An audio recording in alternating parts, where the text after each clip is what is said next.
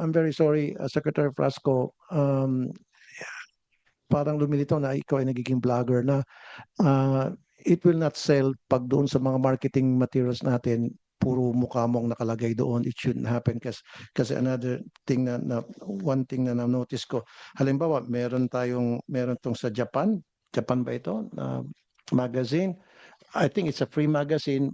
Pagkakataon na sana natin na para sumikat tayo sa Japan, yung tourism industry natin. Sa halip, ang nakalagay dito, ikaw ng ikaw, and then yung mga groundbreaking pinapakita natin sa halip na dapat ipapakita natin yung underground river, eight wonders of the world, yun, Tabon Cave, etc.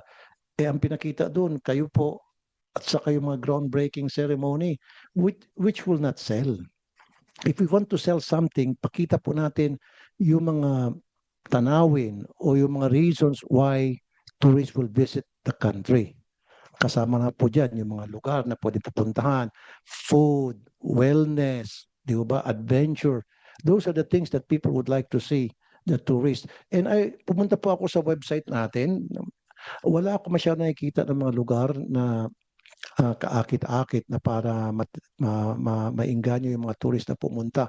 Nakikita ko puro mga festivals. I don't know kung iba yung napupuntahan ko website.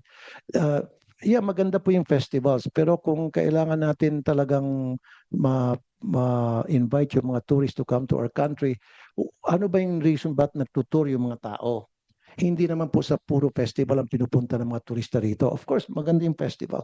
Pupunta sila rito for adventure, wellness, food, culture, and things like that. So yun po dapat ang binibenta natin. Huwag po natin ibinibenta yung maling mga bagay na hindi naman in-expect ng tourists when they arrive in our country.